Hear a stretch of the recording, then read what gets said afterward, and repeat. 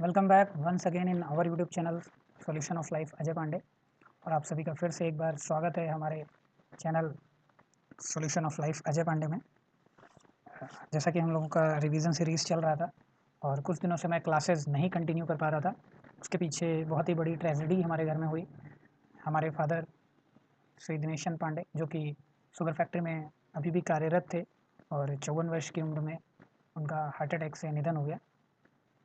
तो ज़्यादा टाइम ना लेते हुए हम लोग आज की क्लास को स्टार्ट करते हैं और आप लोग मेरे पिता की दिवंगत आत्मा की शांति के लिए प्रार्थना करें।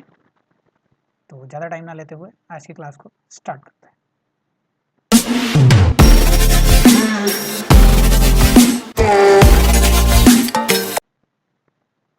तो देखिए, पीरियोडिक टेबल की बात करते हैं हम लोग।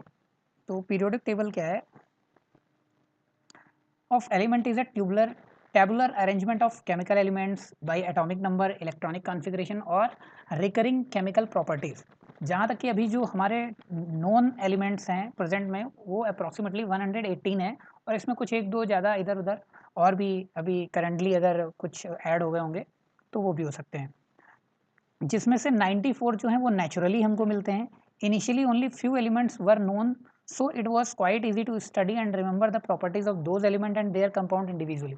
यानी कि सबसे पहले हमारे पास बहुत ही कम थे, कम ही जान पहचान में जो नंबर थे, एलिमेंट्स थे, but all the elements have been divided into groups in such a way that element in the same group have similar properties. तो हम उनको डिवाइड कर देते हैं सेम ग्रुप में, ताकि कि उनकी जो सिमिलर प्रॉपर्टीज़ हैं उनको हम एक पर्टिकुलर फॉर्म में रख देते हैं कि ये सारे ग्रुप के जो हैं आपके, उनकी प्रॉपर्टी सेम है। फिर हम बात करते हैं किस तरीके से डेवलपमेंट हुआ धीरे धीरे। तो डेवलपमेंट की बात करें तो कई सारे एक्सपेरिमेंट चलते रहते हैं। तो सबसे पहले एक साइंटिस्ट थे डॉबर्नियर ट्राइट्स, 1817 में, जो देख रहे हैं आप, ये देखिए इनकी फ़ोटो है यहाँ पर। तो in the year 1817 John Wolfgang Dobereiner has made an attempt to arrange the element with similar properties into groups having 3 element each. तो इन्होंने क्या किया कि सिमिलर प्रॉपर्टीज़ का ग्रुप बनाया जिसमें एक ग्रुप में 3 एलिमेंट को रखा, जिसको जिसको हम क्या कहते थे, ट्राइड्स कहते थे। तो इन्होंने क्या कहा कि ये इस तरीके से अरेंज होते हैं कि जो atomic mass of middle element है वो बाकी फर्स्ट और थर्ड के एटॉमिक मास के एवरेज के इक्वल होता है। तो देखिए ये हैं डॉबर्नियर ट्राइड्स। तो इन्होंने जैसे कि यहाँ पर देखिए, ये यहाँ पे एग्जांपल देखिए, लिथियम, सोडियम और पोटेशियम। तो इनका एटॉमिक मास है 7 और ये है 39। तो अगर हम आप इन दोनों का एवरेज निकालेंगे तो ये अप्रॉक्सीमेटली 23 के पास आएगा, ठीक है। तो इस तरीके से उन्होंने अपना ट्राइड्स को दिया। क्लियर? जैसे ये देख सकते हैं आप 23 आ गया यहाँ पे। तो डॉबर्नियर could identify only 3 triads from the element known at the time. तो देखिए केवल 3 ही जो थी ट्राइड्स इनकी जान पहचान की थी, जो कि आप देख सकते हैं ये थी आपकी ट्राइड्स। फिर हम बात करते हैं उसके बाद, तो Newlands law of active Octave, ये जो थे आपके जॉन न्यूलैंड्स थे, इन्होंने 1866 में ये डिस्कवरी की। और इन्होंने क्या किया, जो नॉन एटॉमिक एलिमेंट्स थे उनको इंक्रीजिंग एटॉमिक मास के अकॉर्डिंग प्लेस किया, और जो एवरी 8th एलिमेंट था वो फर्स्ट एलिमेंट की तरह ही प्रॉपर्टीज रखता था। इन्होंने ये भी कहा कि ये जो ऑक्टेव्स हैं ये म्यूजिक पैटर्न को फॉलो करते हैं, जैसे सारे गामा पादा निशा। तो इसी को इन्होंने क्या कहा, लॉ ऑफ ऑक्टेव का। तो जैसे यहाँ पे देख सकते हैं कि ये सारे गामा पादा नी सा, तो नी के बाद फिर से सा आता है, तो ये यानी कि फर्स्ट एलिमेंट और 8th एलिमेंट की प्रॉपर्टी सेम है, यानी first second third fourth fifth six. तो इस तरीके से इन्होंने बताया कि ये ऑक्टेव को फॉलो करता है। तो इन्होंने क्या कहा, Newland adjusted 2 element in the same slot and also put some unlike elements under the same column. कुछ उन्होंने अनलाइक एलिमेंट्स भी रखे सेम कॉलम में, ठीक है ना। Cobalt and nickel are in the same slot and these are placed in the same column as fluorine, chlorine and bromine which have very different properties than these elements. तो इन सब का जो था प्रॉपर्टीज वो डिफरेंट था। Iron which resembles cobalt and nickel in properties has been placed far away from these elements. और जो कोबाल्ट और निकिल थे इनकी जो प्रॉपर्टी थी बहुत ही दूर थी ज़्यादा आयरन से, तो इसको बहुत ही दूर प्लेस किया गया। अगर हम बात करते हैं इनकी लिमिटेशंस की, तो लिमिटेशन क्या था, ओनली अप टू कैल्शियम, ये केवल कैल्शियम तक ही अप्लाई हो रहा था। After calcium every 8th element did not possess the same properties, यानी कि 8th एलिमेंट के बाद ये सेम प्रॉपर्टीज प्रोसेस नहीं कर रहे थे। तो न्यूलैंड ने जो टोटल एलिमेंट्स एज्यूम किए वो थे 56 element existed in nature. Clear है? चलिए तो आगे हम बात करते हैं कि किस तरीके से हमारा नेक्स्ट जो डेवलपमेंट हुआ पीरियोडिक टेबल में उसको देखते हैं। तो एटॉमिक वॉल्यूम कर्व, इन 1864 1870 लूथर मेयर्स थे, उन्होंने एटॉमिक वेट और एटॉमिक वॉल्यूम के बीच में कर्व प्लॉट किया और इसमें क्या पाया कि जो एलिमेंट्स हैं सिमिलर प्रॉपर्टीज के, वो similar types of graph plot कर रहे हैं, ठीक है ना। फिर हम बात करते हैं नेक्स्ट जो हमारी पीरियोडिक टेबल थी, that is a Mendeleev periodic table. ये क्या था, most important contributor for the earlier development of a periodic table of elements. Only 63 elements were known at this time, यानी उस टाइम पर सिर्फ 63 एलिमेंट्स थे और जो इनकी फिजिकल और केमिकल प्रॉपर्टीज थी इनको एटॉमिक मास के अकॉर्डिंग रखा गया। क्लियर है, ठीक है। In the formula of oxides and hydrides at the top of the column, the letter R is used to represent any of the elements in the group. और R जो था वो लेटर रिप्रेजेंट करता था किसी भी एलिमेंट को। तो यहाँ पे 6 पीरियड्स गिवन, यानी 6 पीरियड्स के बारे में बताया। इस तरीके से हाइड्रोजन, लिथियम, सोडियम, पोटेशियम और इस तरीके से आपके जो एलिमेंट्स थे उनको प्लेस किया गया, ठीक है ना। क्लियर है, ये लगभग जो मॉडर्न पीरियोडिक टेबल थी उसके सिमिलर ही थी। हम बात करते हैं इनके फीचर्स की, तो इसमें 8 वर्टिकल कॉलम थे और 6 हॉरिजॉन्टल रोज थे। देख रहे हैं यहाँ पर कितने कॉलम्स हैं, 8 देखिए वर्टिकल कॉलम्स हैं, ये देखिए 8 वर्टिकल कॉलम्स हैं और 6 हॉरिजॉन्टल कॉलम्स। तो हॉरिजॉन्टल रोज, तो हॉरिजॉन्टल रोज को पीरियड्स कहते थे और वर्टिकल कॉलम्स को ग्रुप कहा जाता था। न्यू एलिमेंट्स, तो इसमें कुछ सारे गैप छोड़े गए थे जिसमें जो कि नए एलिमेंट्स अगर डिस्कवर होते हैं तो उन गैप में वो फिल किए जा सके as a incoming of future. Clear है, कुछ named such element prefixing a Sanskrit numeral eka 1, DV 2, try 3, तो इनका नाम दिया गया था इस तरीके से कि वो अगर डेवलप होते हैं तो वो रखे जाएंगे। फिर हम बात करते हैं proceeding similar element in the same group, eka boron, eka aluminium, eka silicon which after their discovery were named as scandium, gallium and germanium. तो एका बोरान को क्या कहते थे, स्कैनेडियम कहते थे, गैलियम को क्या कहते थे, एका एल्यूमिनियम कहते थे और एका सिलिकॉन क्या थे, जर्मेनियम। तो ये आपके क्या थे, डिस्कवर हुए और इनका बाद में ये नाम रखा गया। एटॉमिक मास की बात करें तो प्रॉपर्टीज़ यहाँ पे दी हुई हैं, लगभग सेम थी। क्लियर है, जैसे कि इसका जो एटॉमिक मास था वो 68 था और ये गैलियम का क्या है 69.7 था। क्लियर है, चलिए systematic study of the properties of element. तो इसकी वजह से क्या हुआ कि हमें एक सिस्टमैटिक स्टडी देखने को मिला।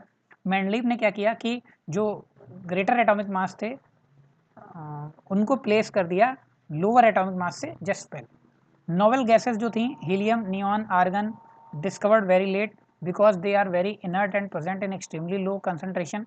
तो जो इनका जो प्लेस था वो एक ग्रुप में नहीं रखा गया था, इसके लिए जो प्लेस था वो फिक्स नहीं था। किसके लिए, नोवेल गैसेस के लिए, जिनको हम इनर्ट गैस भी कहते हैं। लिमिटेशंस की बात करें तो पोजीशन ऑफ हाइड्रोजन, तो जो हाइड्रोजन की पोजीशन थी वो फिक्स नहीं थी। एल्किली मेटल्स है, combined with halogen, oxygen and sulfur to give similar type of compounds. तो like hydrogen it exists in diatomic form and combines with metal and non metals. तो इसका जो place था वो fix नहीं था। Position of isotopes, isotopes of any elements have similar chemical properties but different atomic mass. तो isotopes क्या होते हैं, जिनका atomic mass different होता है। तो no place was given in to these element, यानी कि आइसोटोप्स को जो प्लेस देना था वो भी नहीं दिया गया था।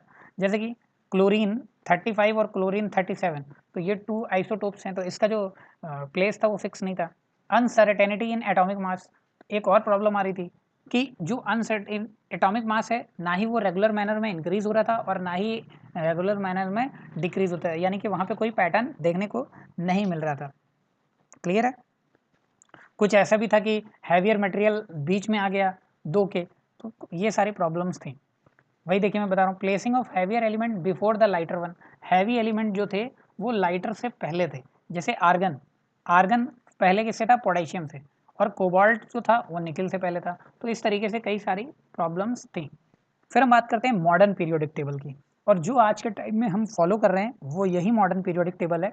हेनरी मोजले, इन्होंने 1913 में क्या किया कि एटॉमिक नंबर के अकॉर्डिंग एलिमेंट्स को प्लेस किया, और इन्होंने बताया कि जो फिजिकल और केमिकल प्रॉपर्टीज़ हैं एलिमेंट्स की उनको हम एटॉमिक नंबर के अकॉर्डिंग रखेंगे। इसी को क्या कहा गया, मॉडर्न पीरियोडिक लॉ कहा गया। ठीक है ना।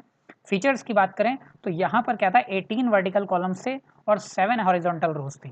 वहाँ पे क्या था, वहाँ पे कितना था आपका, 8 वर्टिकल कॉलम थे, यानी 8 ग्रुप थे और 6 हॉरिजॉन्टल थे जिनको हम रोज कह रहे थे, यानी कि पीरियड्स कह रहे थे। ठीक है ना। फीचर्स की बात करें अगर हम ग्रुप्स की, तो पहले हम मॉडर्न पीरियोडिक टेबल देख लेते हैं। तो ये इस तरीके की आपको पीरियोडिक टेबल दिखाई देती है। जैसे ये हम बताते हैं तो इसको 4 ब्लॉक्स में डिवाइड किया जाता है, ये एस और यहाँ से ये पी और ये आपका जो है ये है डी और ये है आपका एफ। क्लियर है? तो इस तरीके से यहाँ पे पूरा प्रॉपर दिया हुआ है। कलर जो कॉम्बिनेशन है ये भी डिसाइड कर रहा है कि ये क्या है, कौन सी गैसेज हैं, कैसे फॉलो कर रही हैं। तो ये इस तरीके से आपका पीरियोडिक टेबल है और इसको याद करना आपके लिए बहुत ही फायदेमंद होगा, क्योंकि कई बार एग्जाम्स में सिर्फ आपकी मॉडर्न पीरियोडिक टेबल याद होने से कई सारे क्वेश्चन सॉल्व हो जाते हैं एग्जाम में। ठीक है, क्लियर है? चलिए तो हम लोग बात करते हैं।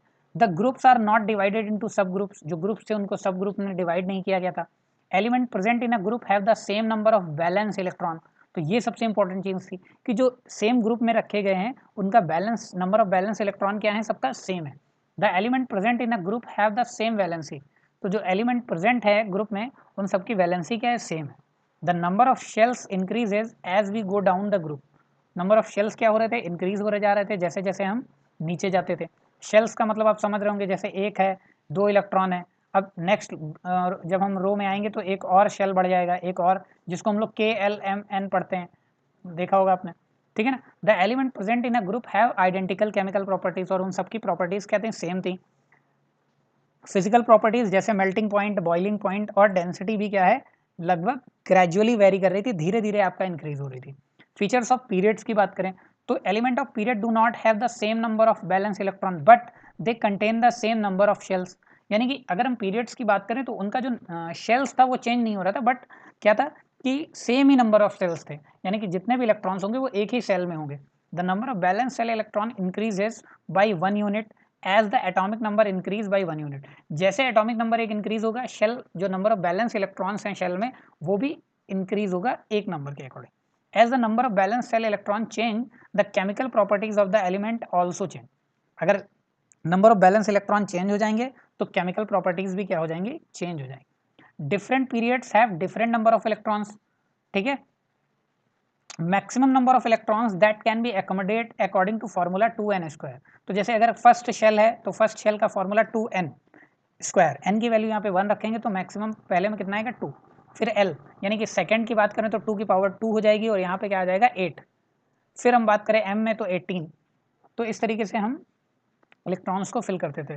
फोर्थ और फिफ्थ में 18 एलिमेंट, सिक्स और सेवंथ में 32 एलिमेंट। क्लियर है? The determine atomic number and mass number of an element. ये देखिए एस ब्लॉक एलिमेंट्स जो थे atomic number equal to the number of balance electron. P जो ब्लॉक एलिमेंट्स हैं ये इसमें जो एटॉमिक नंबर होंगे वो 10 plus number of balance electron. D block की अगर बात करें तो एटॉमिक नंबर क्या होंगे, NS electron plus n-1 D electrons. Determining atomic number and mass number of an element. तो किस तरीके से हम एटॉमिक नंबर और मास नंबर को डिटरमाइन कर सकते हैं, तो जो अभी हमने यहाँ पे देखा था वो यही हमारा फॉर्मूला है जिसकी वजह से हम एटॉमिक नंबर और मास नंबर डिटरमाइन कर सकते हैं। तो the total number of protons present in the nucleus of an atom. तो एटॉमिक नंबर क्या होता था, जितने प्रोटॉन आपके न्यूक्लियस में रिप्रेजेंट हो रहे होंगे वही क्या कहलाएगा आपका एटॉमिक नंबर। फिर मास नंबर की बात करें तो मास नंबर क्या होता था, सम किसका, नंबर ऑफ प्रोटॉन और न्यूट्रॉन्स का। प्रोटॉन्स और न्यूट्रॉन्स का अगर हम सम कर देंगे तो ये क्या आ जाएगा, आपका मास नंबर आ जाएगा।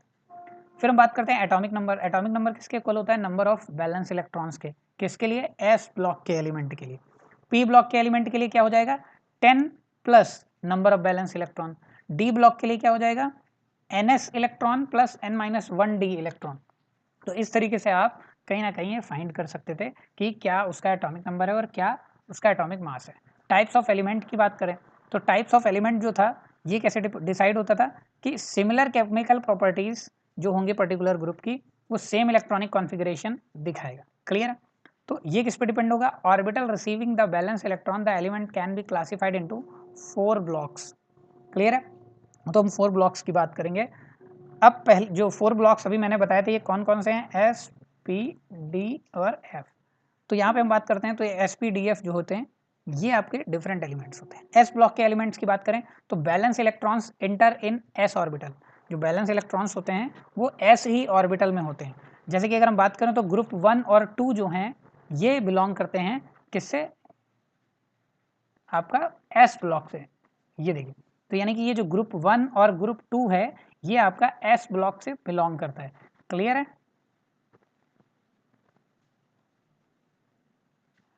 फिर हम बात करते हैं, इनको हम एल्केली मेटल्स भी कहते हैं, ठीक है, याद रखिएगा। और जो सेकंड हमारा ग्रुप होता है इसको क्या कहते हैं? Alkaline earth metal. तो यहाँ तक क्लियर है? एस ब्लॉक की बात समझ में आ गई आपको? यानी कि अगर एस ब्लॉक की बात करें तो ग्रुप 1 और 2 उसमें आता है। 1 को हम क्या कहते हैं? एल्केली मेटल कहते हैं, और 2 को क्या कहते हैं? एल्केलाइन अर्थ मेटल कहते हैं।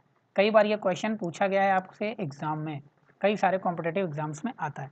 अगर हम बात करें इसका जो कॉन्फ़िगरेशन है तो क्या होगा? एल्केली मेटल के लिए जो कॉन्फ़िगरेशन होता है वो NS1 होता है, और इसके लिए क्या होता है? NS2 होता है।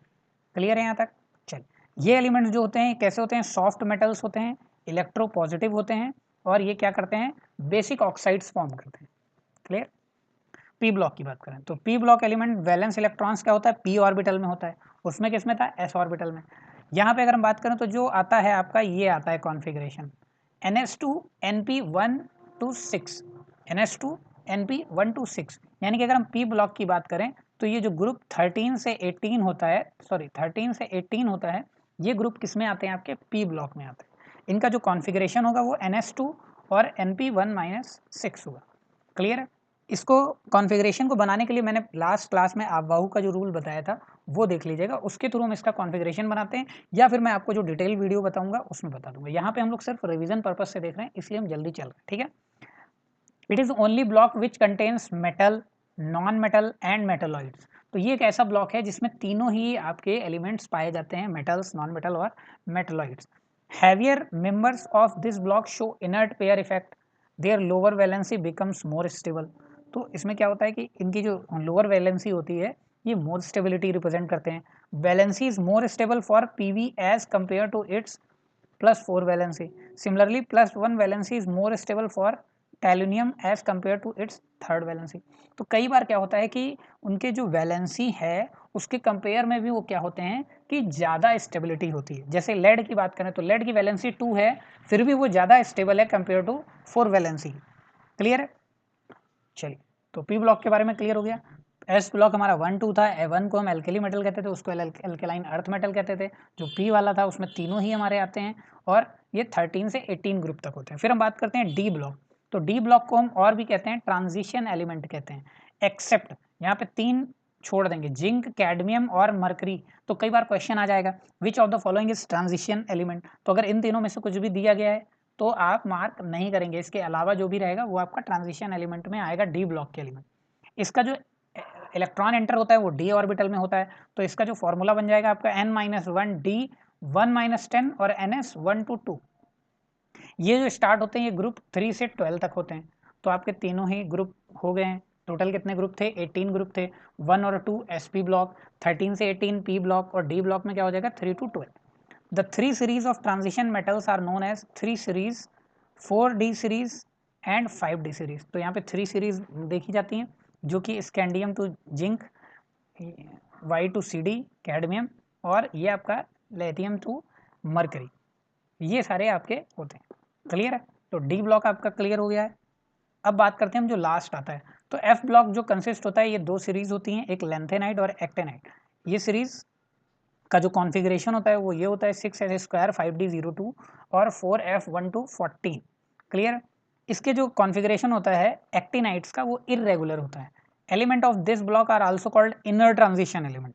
इसके एलिमेंट्स को क्या कहा जाता है? Inner transition element. Beyond uranium are man made element. यानी कि 92 एलिमेंट्स के बाद जो थे हमने वहाँ देखा था, सबसे पहले 118 एलिमेंट जो नोन थे, जिसमें 92 ही हमारे नेचुरल थे, synthesized by man artificially, so these are called transuranic or synthetic element। Clear? All these element are radio active in nature. तो ये जितने भी लेंथेनाइट, एक्टिनाइट रहते हैं ये कैसे रहते हैं? आपके रेडियो एक्टिव इन नेचर रहते हैं। क्लियर है? चलिए, फिर हम बात करते हैं कि जो हमारा मॉडर्न पीरियोडिक टेबल है उसका ट्रेंड्स कैसा है, तो वो देख लीजिए। कि हम बात करते हैं तो एक रेगुलर ऑर्डर शो करता है, जैसे कि वैलेंसी की बात करें तो नोवेल गैस कॉन्फ़िगरेशन की बात करते हैं तो it depends upon the number of balance electron present in the outer most shell of its atom, कि किस तरीके से वो कंबाइंड होंगे, किस तरीके से वो कुछ एलिमेंट बनाएंगे नया या कंपाउंड बनाएंगे, तो वो डिपेंड करता है उसकी बैलेंसी पे। अगर हम बात करते हैं अलॉन्ग अ पीरियड, तो पीरियड की बात करेंगे तो जनरली इंक्रीज फ्रॉम 1 to 7। तो पीरियड्स की बात करेंगे तो ये क्या होता है आपका 1 to 7 इंक्रीज होता है with respect to hydrogen, but with respect to oxygen it first increase from 1 to 4 and then decrease to 0। Clear है? हाइड्रोजन की बात करें तो 1 to 7 इंक्रीज होता है, बट ऑक्सीजन की बात करेंगे तो 1 to 4 इंक्रीज होता है, फिर डिक्रीज होता है 0 तक। इन अ ग्रुप की बात करें तो outer electronic configuration is same for all the elements, so all have the same number of valence electrons and the valency. Group में क्या होता है कि वैलेंसी आपको मैंने बताया कि सेम होती है। क्लियर है? फिर हम बात करते हैं एटॉमिक साइज की। एटॉमिक साइज जो होता है, it may be visualize at the distance between the centre of the nucleus and the outer most shell of an isolated item. Moving along one period from left to right atomic radius decreases. अब कई बार ये doubt आता है कि हम left to right जा रहे हैं तो उनका एटॉमिक पीरियड क्यों डिक्रीज हो रहा है, ये मैं आपको बाद में किसी अदर क्लास में बताऊंगा। फिलहाल अभी ये याद कर लीजिए कि लेफ्ट टू राइट जाने पर एटॉमिक रेडियस डिक्रीज होता है, बल्कि जब आप अप से डाउन आएंगे, ऊपर से नीचे की तरफ आएंगे, तो क्या होता है, यानी टॉप से बॉटम में जाने के लिए ये इंक्रीज हो जाता है। यहाँ पे देखिए रीजन भी लिखा हुआ है, nuclear charge which tend to pull the electron closer to nucleus and reduce the size of the atom. Clear? एक चीज और, size of alkali metal is largest and that of halogen is smallest in period.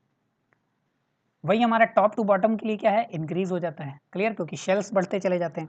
फिर हम बात करते हैं metallic and non metallic के properties.